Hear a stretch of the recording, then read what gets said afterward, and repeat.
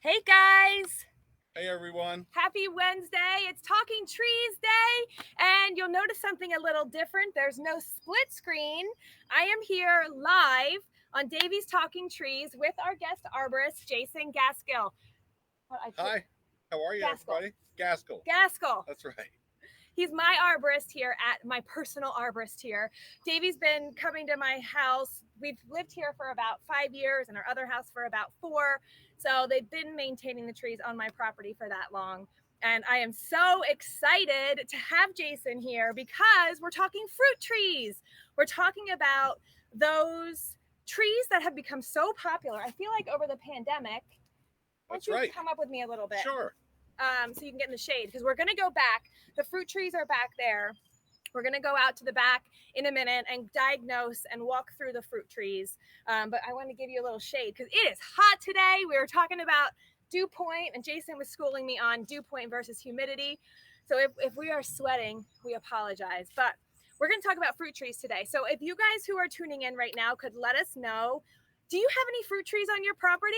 What do you have? What are you growing? Or what would you like to grow? So we'd love to know that. And of course, any questions that you have, we've got the man, the expert here. We'll walk through mine. I've got cherries and peaches and apples, pears, Asian pears, and an almond tree, which is crazy to me, at least, and probably not That's that right. crazy to you. I think that's very interesting to have an almond tree. It I came don't see them very often. it came with the set. They kind of threw it in for basically for nothing. So I said, all right, I'll grow an almond. So it's so good to see everybody. No one yet is growing any fruit trees. I know people want some. So I think the first question before we go over to the trees is let's tell us about yourself first. All How right. long have you been with Davey? I've been with Davey 8 years. I've been an arborist for, I guess, about 17 years now. And practicing arboriculture. My specialty is in plant health care, specializing in caring for trees for insects and disease. And that's kind of my passion is my love for trees and saving them for folks. Um, yeah, and I think fruit trees are a just a fantastic way to explore your garden to add elements. I think it's a lot of fun for kids and children too. I think it really makes it trees more educational because you get a prize at the end. If we're talking about Happy Fourth of July and fireworks, they really are the some of the fireworks of the garden. They give us so much fun, and there's so much emotion to Yeah. fruit and vegetables and growing things yourself. I think it just makes everything just completely more fun, and it really makes the garden interesting. And there's more that you could do too than just trees too. I mean, you got Yep. blueberries, raspberries, and raspberries are just prolific. This time of year we're just picking quarts and quarts at a time, and with only a few bushes, and they're really easy to maintain. You don't really have to do anything. They're almost plant and forget. um, and we'll talk about trees. They do require a little more maintenance and help, and we'll get into that today. Yes, thank you. You're welcome. Passion. You can tell that he is passionate about trees to stand out here in this 100-degree weather and do this with us. So, to a little bit more about choosing a tree for your space. That's right. So, I know I go to Martha's Vineyard, which is in Massachusetts every year, and they grow so many peaches. And I Hmm. thought, how do they have peaches in this cold weather? So, no matter where you live, there's probably a fruit you can grow, right? Absolutely. Um, I think you just need to check with your zone. You need to check what's available. Typically, if it's available, it's going to be suitable for where you live. So, if you live in Michigan, cherry trees, apple trees, um, and cold weather environments are great for fruit trees.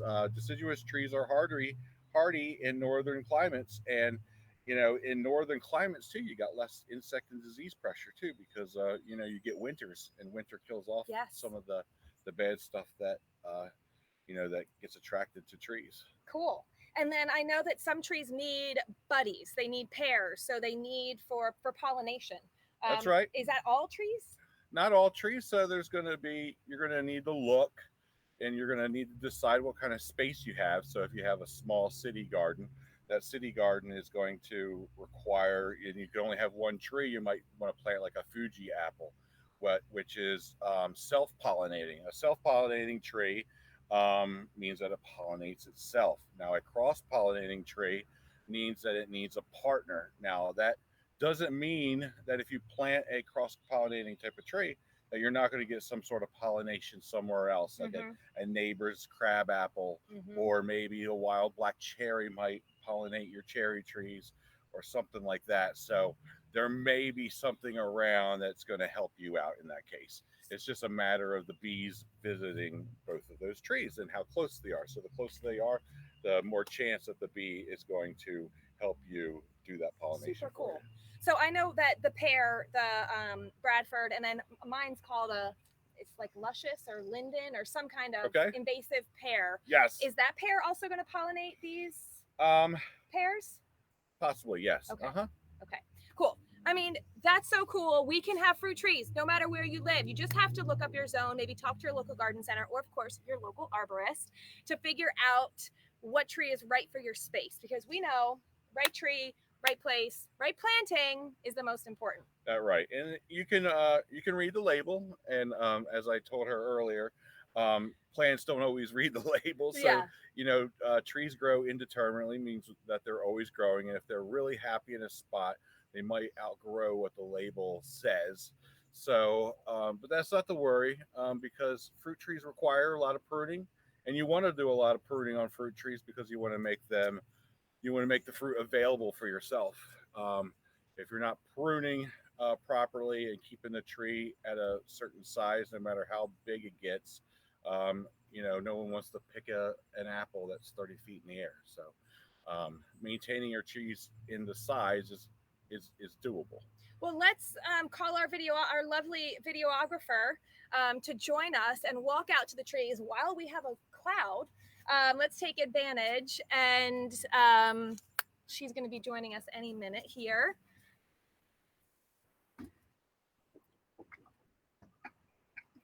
All right, let's switch.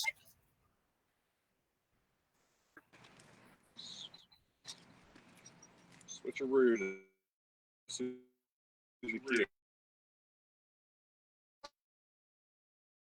All right, so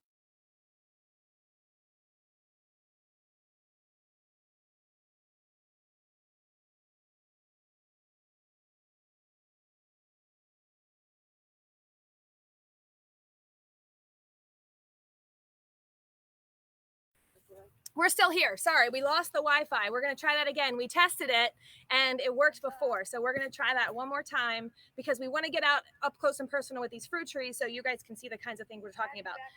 But in the meantime, you're talking about pruning. That's right. So let's talk a little bit about like seasonal and when we should prune and why. You mentioned why we should prune to thin it. That's right. So you're pruning for structure. The biggest time that you want to prune for structure is in late winter, early spring, before you start getting buds and the trees start waking up. You'd rather not prune in early winter, late fall, because you could have some winter damage, and you do not want that. So when you get into late winter, you want to start thinking about how do you want to create the structure. And because there's no foliage on the trees, you can kind of start, you can see the bones of the tree and the skeleton, and you can say, okay, we're gonna keep branches separate by so much. You can do a harder pruning of the tree because the tree's in a dormant state. You can decide you want to subordinate down the tree so that it doesn't get too tall, or bring it in and do a lot of pruning that way. In the summertime, that's when you want to prune out sprouts, water sprouts. Water sprouts are those fleshy growths that are growing straight up out of a tree, that are conflicting with the main branching, the main scaffold pruning that you did in the winter time. And you want to let in some air because all that clogging is going to create more insect and disease pressure and make a nice little habitat for those aphids and scales and things like that to munch on your tree. You want to take out the suckers, the stuff that's growing from the rootstock from the bottom. You want to remove that stuff. And then you want to talk about so that you don't have a heavy fruit set. If you get a heavy fruit set, you're going to have the fruit falling and branches break in, and things are going to get too heavy. So if you get a lot of fruit, that's fantastic. But we're going to sacrifice some of that fruit for the good of having a good harvest. So I'm noticing she's out there now. So I think, let me just pull in Susie on the camera and she can show us the thinning, show us the fruit tree. And I want to just make sure that the service is okay out there before we head out there. Yeah, it looks pretty good. That's Millie, my dog. So I think if we don't move too much while we're out there, it'll be okay. But let us know. Courtney, I'll rely on you to let us know if the service isn't great. So we'll walk out there now. All right. Why don't you get a head start? And I will, while we're looking at the tree, Susie is looking up close at, that looks like the apple tree and where it needs to be thinned in particular. So Jason's going to go out there and talk to us about that. And we'll talk a little bit more about planting. So let me join him out there as we do that.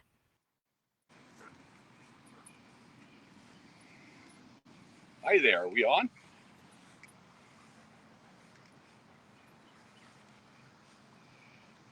All right.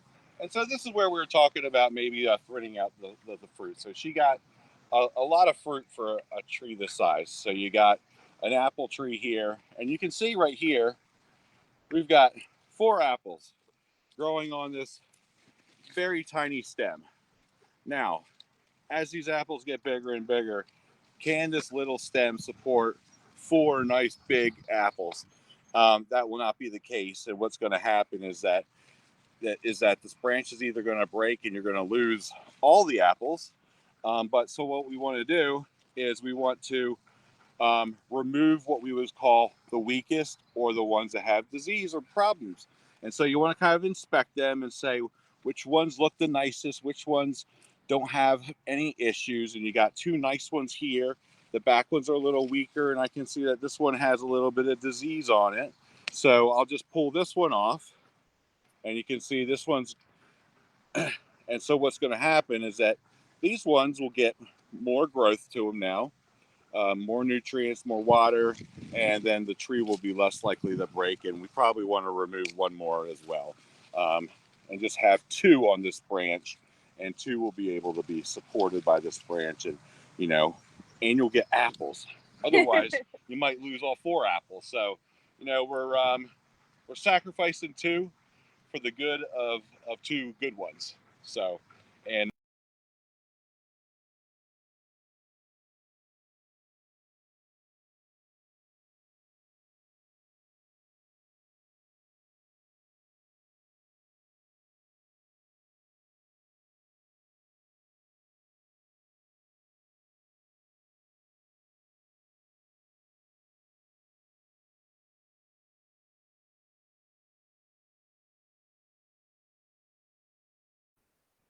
All right, we're going to come back over here and Susie will show us pictures from, thanks, Wendy. Sorry about that. Susie will show us pictures from the orchard while we talk about varied tasks. And we'll swap places so you can be in the shade. Okay, thank you. So we were talking about thinning, but let's take a step back a little bit and talk about planting, because we talked about choosing trees, but what about how to plant them? So full sun, I imagine all fruit trees are full sun. Full sun, absolutely. You want to give sun is probably the most important part of having a happy fruit tree. You want a well drained site, so we don't want to put a tree in a spot that's going to drown. You might not want to put it on the top of a hill where it's going to get too much drainage. Yeah. So we want to talk about a place that, if you look at your yard and you say, well, it stays wet 10 days out of the year, or after it rains, it puddles and the puddles don't move. That's not going to be a good spot for your tree, or maybe you have to do a lot of regrading or something. So look for a good spot for your tree that's going to stay well drained. You want to talk about planting, digging a nice wide hole so that if it came burlapped or a container, you want to dig that hole twice as big outward. So that way you don't want to make just a tea kettle cup. So you want to build a nice big outward hole, chop up the dirt real finely. You're not backfilling with any kind of new soil or anything like that. You want to use what you have, because that's what the tree is going to want to learn how to grow and adapt into. So That's an important one because I think That that's changed recently. It has. People said to fill that hole with the best potting soil or the best potting mix you can find. That's and right. then you guys were finding the trees were staying in the root in the hole. So if you're a tree and you're hanging out in this delicious planting medium that tastes really good for the tree and it's got everything it needs, it's why it doesn't need to go out and adapt further out. And the problem is you got these turning roots, and the roots don't go out into the tougher soil and ground, so you get a weaker root system. The tree is going to be more, especially when it gets old, it's going to be more predisposed for falling, blowing over in a storm. And also you get kind of a teacup effect, which is what we call, is you got maybe like a clay soil inside is there, and when it rains, you're basically having a pond inside. So maybe that you're not getting drainage that well, and that's why you want to break up that compacted soil outward so you can get some roots that are going to start growing out. Because a lot of people complain about clay soils, but clay soils are a part of our environment, and everywhere you go, unless you're down at the beach, you're having clay soils. You've got clay here. So clay soils is really about enriching the ground and letting the dynamics of the ecosystem and the nature working itself back in. Clay soils is really just about needing some more organic matter, and that just happens over time, whether you want to recycle your leaves, whether you're using mulch, things like that that are going to penetrate and go into the ground. So what else did we miss for planting? We talked about siting. What about when you're planting multiple trees? You mentioned the plant tag. And so you should make sure you're planting a distance. I know we were only out at mine for a little while, but at first I planted them and they seem so far apart, but really they're going to grow and mature, and you want to give them enough space. That's right. And that's one of the I find the hardest thing for people to do, is because when the tree is young and cute and little, and it's a little baby, it's so hard to think about the future. And it's just it's a classic error, and it happens all the time. I'm guilty of it. The designers, architects, everybody's guilty of it, because it just sometimes it doesn't make sense to have this little tiny tree parked 20-30 feet from the house, and it just looks so empty and vacant. And so they just want to put it close to the house because it makes sense from a design standpoint at that moment. And then 20 years later, it's like, whoa, this doesn't work. So you have to think of the future, especially with fruit trees, because you do want fruit trees necessarily not to be touching each other. You want separation because you want air, you want airflow, insects and things like that, and disease. You want things spread out enough so that the trees can breathe.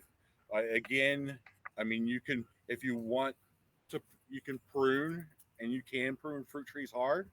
And one of the common misconceptions is, people get afraid to prune their plants.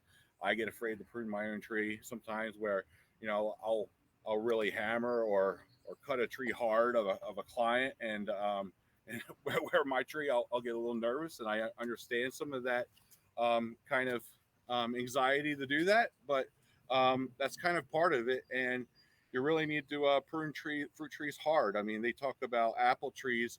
You want to prune 25 to 50% of last year's new growth completely off, whether you're talking about heading it off or pruning it off altogether. So, and you're saying don't do that in the winter time, because the winter could hurt. So early spring, before the bud, you want to catch it before the buds. That's right, late winter, early spring. So, holidays are a great way to think of things in our head. Like what does late winter mean? Late winter could mean think of a holiday like St. Patty's Day. So St. Patty's Day in our area is kind of what I think of late winter. Me too. Early That's spring. when I plant my peas. And that is the holiday that I say, okay, that's when you want to do a lot of good winter pruning. So maybe then, if depending on where you live, if you plant peas, because that's different for everybody, because they're a cool weather crop, you're doing your pruning of your fruit trees around the same time you plant peas. That's right. Might be a little earlier or later for some people. And there's they call that phenological landmarks. Like, for instance, that certain things are happening and certain insects are waking up when, say, forsythia is in bloom. And that might be one of the first things that's in bloom. And if you see Forsythia blooming, then maybe that's your haha. Okay, it's time to get out and do some pruning or do some other garden chores and that sort of thing. Or if you see witch hazel pruning, maybe that's what you have in your yard that you can use as one of your kind of key ideas to say, okay, it's time to get out there and play in the garden. So what kinds of things can we prune ourselves as homeowners, and what should we leave to the pros? Leaving to the pros is anything where you're, say, getting up high on a ladder where you're going to need to climb where the tree is big. I think there's a lot of pruning that can be done and learned and done on your own if you study up and do a little bit of learning. And I think you don't need to be afraid.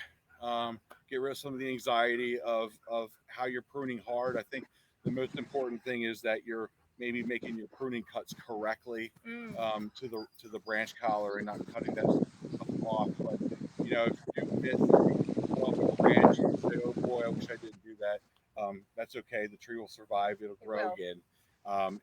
And they are vigorous because as you discussed, you had your trees fertilized. Yes. They really took off. They did. We can talk about that now. I want to learn a little bit more about pruning. Yeah. Before we get into fertilization. So we're looking at this apple tree, and it was pruned by my Davey team in the late winter. That's right. But you showed up and you said, "Oh, they could use some summer pruning." So talk to us about what you're seeing when you say. I mean, you talked to us about thinning, or that's right. You called it something else. Crown cleaning. Yeah, but so what are you seeing? And it's not necessarily the apple, Susie. Maybe you turn around to that peach that's really big. I mean, it has exploded, as Jason said, when they gave me that fertilizer. Super so what dense. are you seeing for summer pruning? What could be done? I'm seeing a dense kind of mess.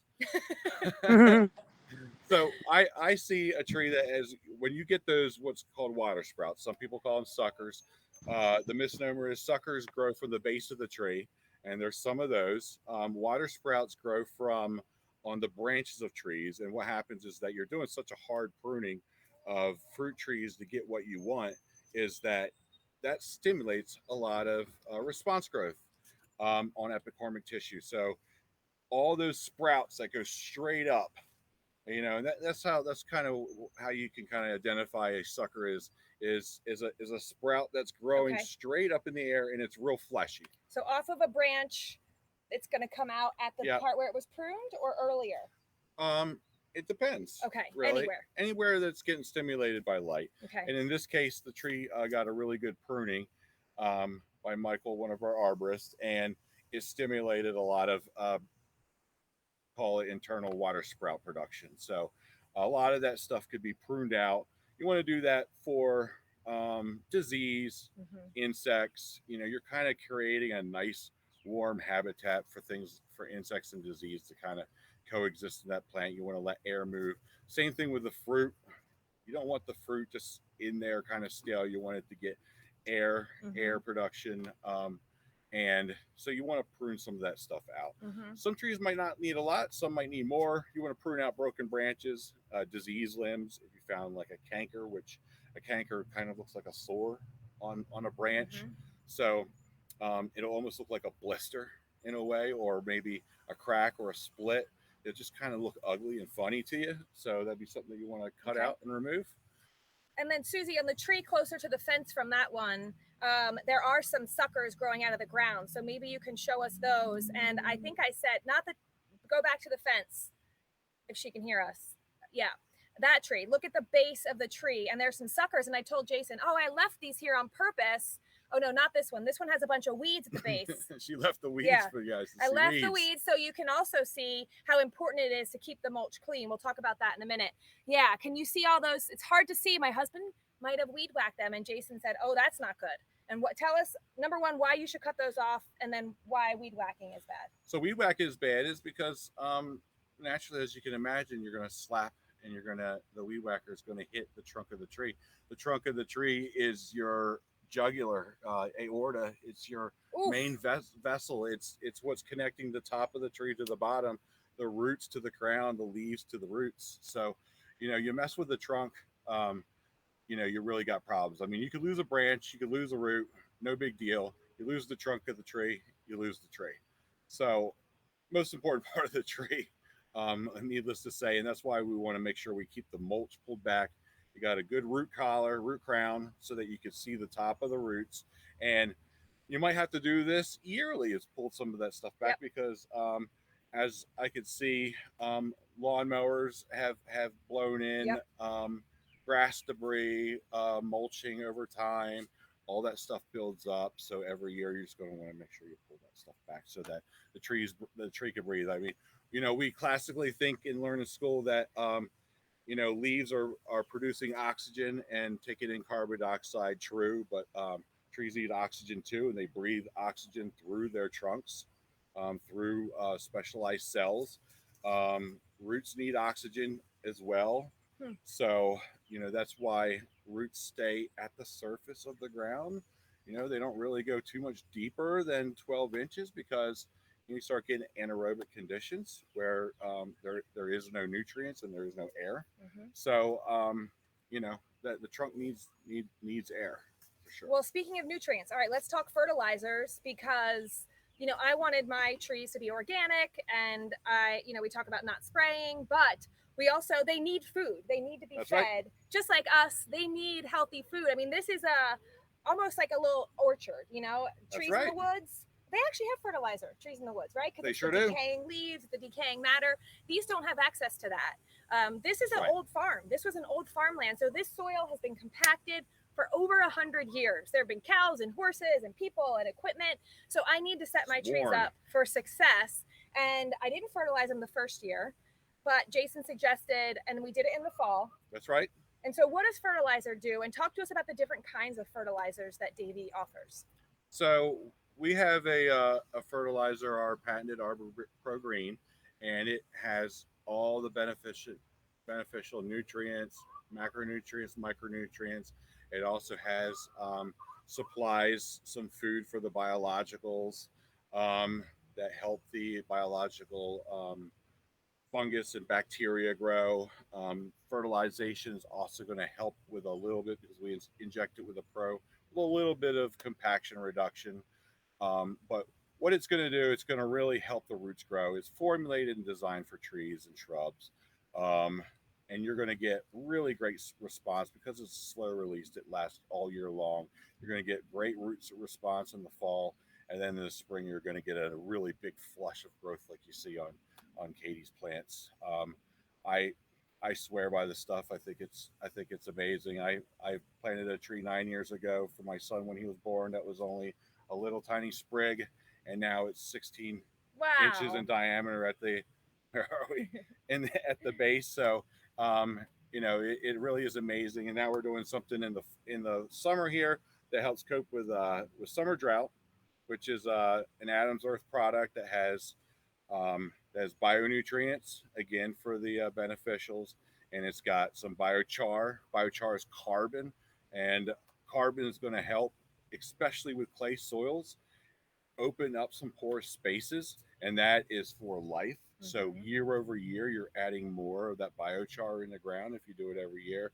And then we're using something called polyphosphate 30, which really aids in plants' disease, ability to fight disease, ability to be drought tolerant, drought stressed, and really helps in compartmentalization of decay. So we're seeing a lot of great results where we're seeing trees be able to be more immune and be able to help themselves against a lot of these. And that's what you want. You want to set them up for success. Stay right there, Susie. I want to talk about that dog vomit mold for a minute, or fungus. Or no, that might be a shadow. There was another tree that has a little bit of fungus on it. So go see if you can scavenge. What, in the mulch? Those stuff is in the mulch? Yeah. Okay. And I looked it up, but I forget what I was going to say about that. I looked it up. So my husband sent me a picture of this fungus in the grass, and it looks like dog vomit. And I Googled it, and it's called dog vomit fungus. How about that? And they said it's completely normal. Yep. And that it's actually shows that your soil is moist. That's right. And that your soil is healthy. That's right. And there's nothing you need to do. That's right. So, the world is all about decay. That's right? I think that's just a mushroom. I don't know what that is. Yeah, that's your weed garden again. It was on one of the other trees back the other way. But if we didn't have these beneficials breaking down things, the whole idea of having mulch, is to have it broken down. Yeah. If you don't have fungus, if you don't see fungus, well, mulch is just going to sit there and be static. It'd be like you may as well just throw down plastic. And Yeah. the world, if we didn't have decay, imagine the earth would just be growing Yep. and growing and growing. So we have to recycle those materials, and fungus is one of the great things Yeah. that helps us with that. But let's talk a little bit about bad diseases. So we did talk about the benefits of fertilizing, the benefits of pruning, of course, mulching. I don't think so, but let's talk about bad bugs. So Susie, if you could go find, maybe the peach tree was the one that had some leaf curl and some scale. I don't know if she can find the scale, but one of the peaches. The pear had some rust. Yep. So go hunting for some. So listen, this orchard fruit tree work care is not easy. No, so it's not. Especially having a team to help and having arborists who know what they're doing really helps. But it's also taking care to go out and look. You can pull that leaf right off if you want and show us what leaf curl looks like. It's not pretty. Yeah, so what would we do there? Is that just a peach typical disease? A typical disease. And, if you just got a few of them, just pick them off.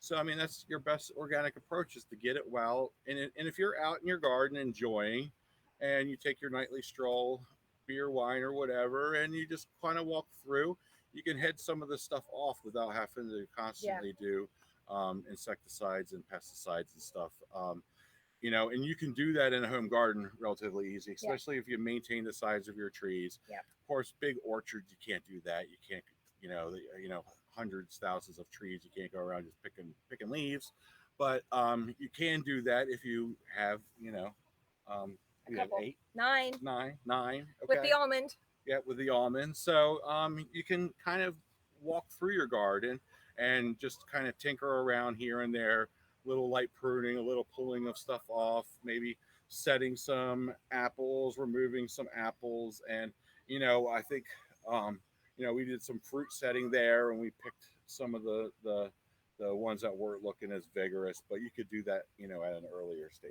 too. And we did some of that. I mean, this year, and I'll attribute it to the great weather that we've had, the tremendous amount of rain in the spring, the fertilizer, and the pruning that Davey did. But our trees are exploding. And so we had more Asian pears, which is my favorite, because you know how expensive they are in the grocery store. Those things are like $3 a pound. That's right. So we had so many. So we did thin out a bunch when they were much smaller, maybe the size of a quarter. Oh, cool. But now more come behind it. And so we're continuing to thin there. But all right, so what else do we have?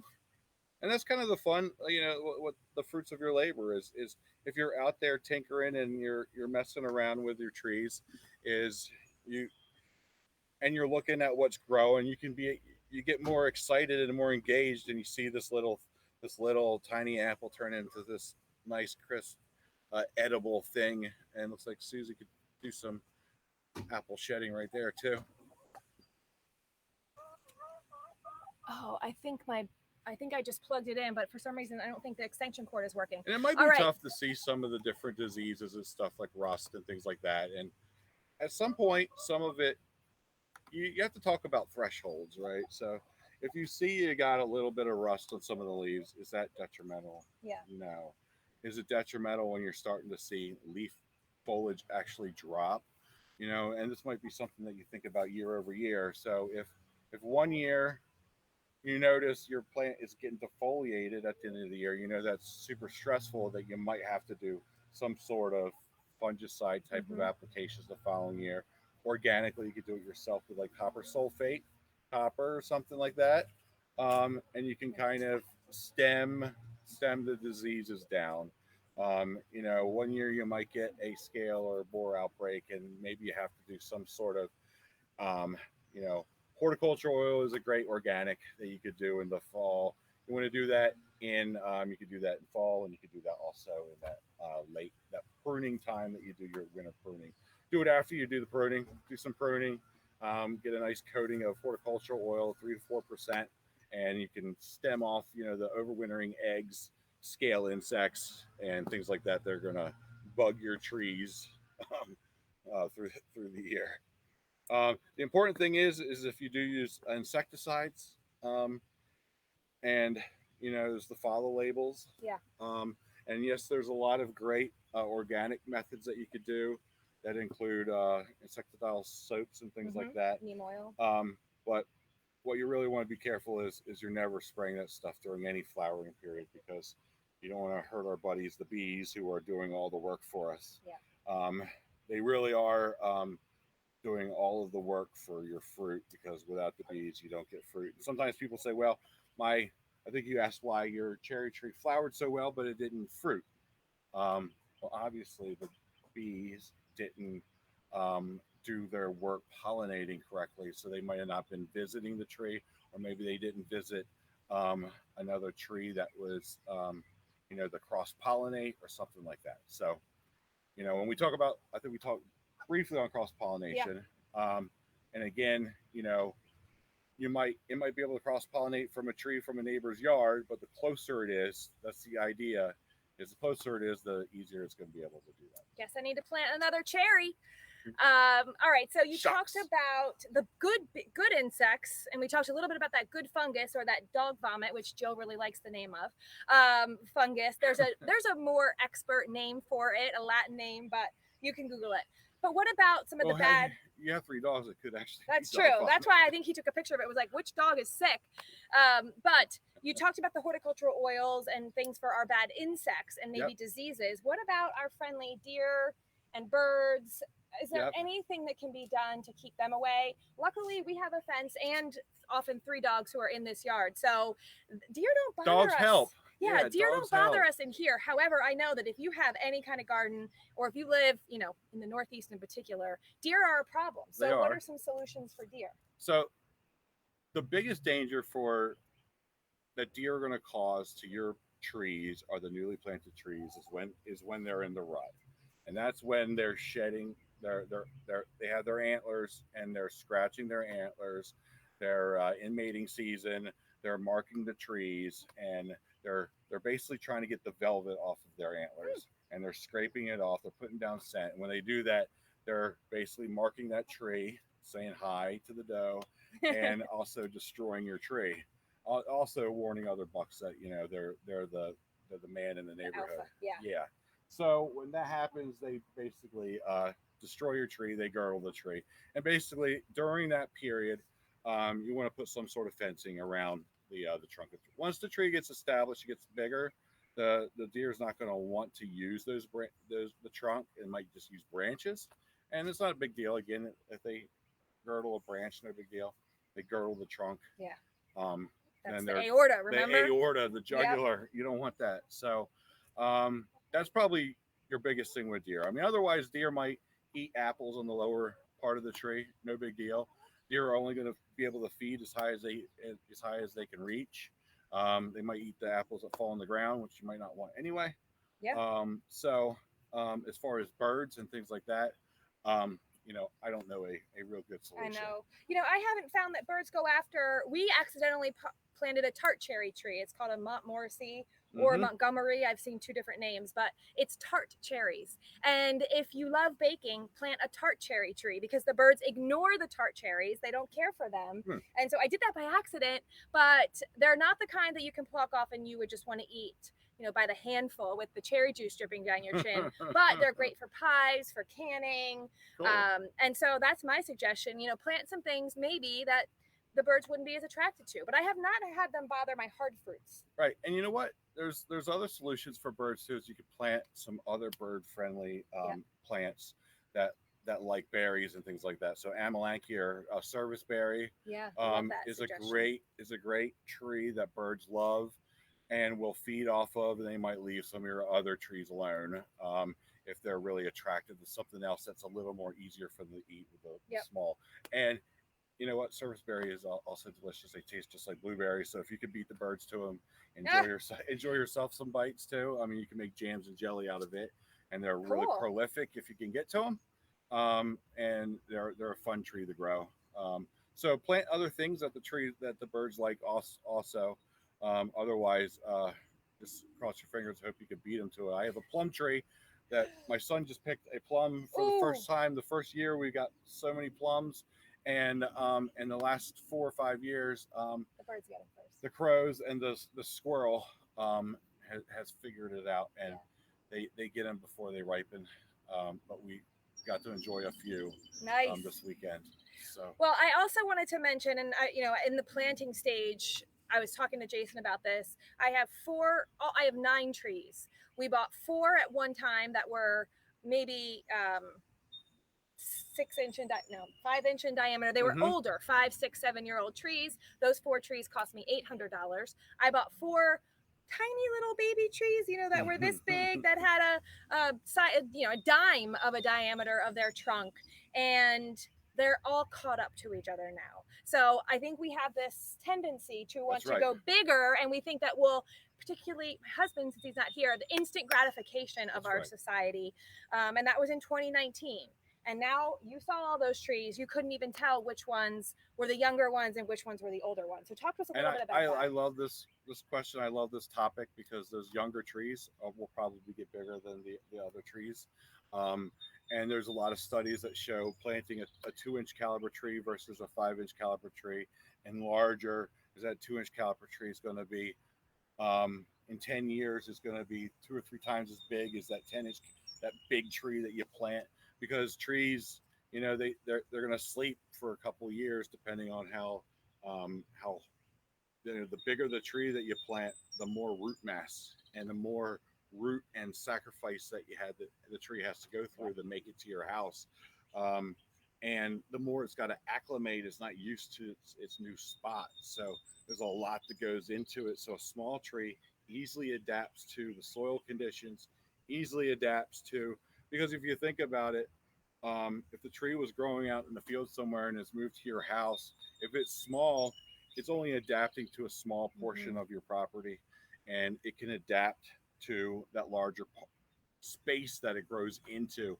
A large tree immediately can't do that somewhere else because it's just too much for it. And the smaller you go, the more success you're going to have, and the more you're able to train it too, because larger trees in nurseries and stuff, they've taken different abuses, and they might require a lot more structural pruning, a lot more. They're going to require a heck of a lot more care, which includes watering through the summer, where a young tree is going to get established quickly, and you're going to be able to prune it exactly how you want. Well, speaking of watering, so my trees now have been here for 2019, 23 years. This is 3 springs. Should I still be watering them? We've had a lot of heat. That's right. So when dew points are high and humidity is high, we're not getting that much evaporation in the ground. And what I always say is the best way to understand when you need the water is just to do the finger test. Yeah. And that's just to get your finger a little dirty and dig down in the soil and see if it's moist. Get some soil up, squeeze it together. If it stays compacted or if it's too dry, you'll be able to tell. If it just crumbles like dust. Yeah. So, during if we have a drought, which likely could happen, and it's always hard to say when, is the trees this size would like to have, 2 inches a week or so, every week or two. 2 inches, you can watch the weather, and if you didn't get 2 inches of rain, you want to say, okay, a tree like this might need 20, 25 gallons to equate to that 2 inches. So you basically want to calibrate your hose. So you got a 5-gallon bucket there. You see how long that hose takes to fill up that 5-gallon bucket. And then you say, okay, well, do the math. I need 5 of those buckets. And then you know how long to keep the hose on the tree. Wow. To get cool tip. To get those inches that the tree is asking for. That's a great tip, particularly for you guys out in the Pacific Northwest. We know they're going through a rough time with drought right now. Many parts of the country are suffering from drought, and our trees they're thirsty just like us. I'm looking at Jason's water right there. So take care of your trees, especially your fruit trees, because now they're producing their fruit. I would imagine they need it. They need that water to produce that juicy fruit. Yeah, I mean, fruit is 99% water. Just like they say, our bodies we're water. Carbon and water, and that's what fruit is. So yeah, Kathy said great tip. Yeah. So Tracy had a question earlier, and it's a little out of maybe your region because it's about growing pomegranates. Okay. Do you know anything about growing pomegranates? Sure don't. I like a man who knows what he doesn't know. But I would assume it's like a lot of things is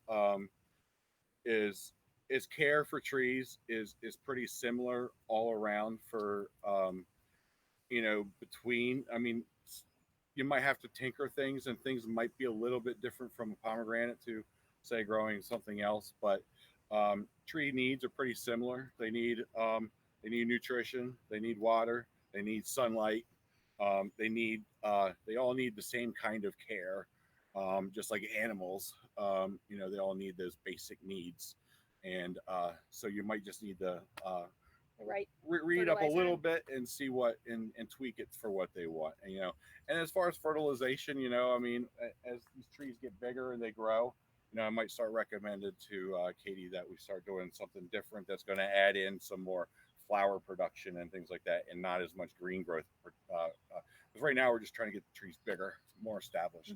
And we start doing something that adds in more potassium and phosphorus. We can start getting some more root growth and some more flower production. Cool. And that's why you call your Davey arborist, because I'm the girl who bought the $800 trees. So, we rely on them for their expertise to make sure that this investment, and it's not just an investment in my yard because it's beautiful, but we get the fruit. We get to pick the fruit off of these trees. We're eating Asian pears all of August and apples all fall. So, and we got one almond last year. So my husband and I split it. This year we have two, so we don't have to split it. Well, you might have to split it with the kids. That's true. That's true. No, they don't get it all. No, they don't get it all. I was going to ask you one more question about, Tracy, next Wednesday, July 14th, we'll have an arborist from California. He's on talking about palm tree care, but he might know a little more about pomegranates. Good. I don't know if they grow pomegranates in California, but it seems like they grow everything out there. So, and pomegranates, isn't that kind of a new in vogue fruit? I mean, we weren't eating. I don't remember ever hearing about pomegranates when I was a kid. No, so, I don't know. I think that's kind of like an avocado. Right. Like I never knew about an avocado. No. Now it's like you have to have avocados. I know. Just like 99 cents at the grocery store, and guacamole everywhere. So it's like it's something that's in vogue, I guess. So we'll check in with you then. But I don't think we got any other questions. So if you guys don't have any more questions, we've been out here, I feel like, long enough. Jason, this was awesome. Great. Thank you so much. I appreciate it. I already mentioned the show next Wednesday on the 14th with Ian Campbell from our California office from Northern California to be talking about palm trees. We will not be in my backyard because I don't have any palm trees. Palm trees. No, but we'll be back in our normal location. Get you a plastic one. We could and prune it. Scorpion. And please join us. The new time is 2:15 Eastern next Wednesday, July 14th. I hope you learned a lot. Sorry for the technical difficulties. Thanks for sticking with us. Thank you for enduring the heat. We always learn so much when we talk to you. Thanks, everyone. I appreciate it. And have a great July. Yep. Stay cool. Bye. We'll see you soon.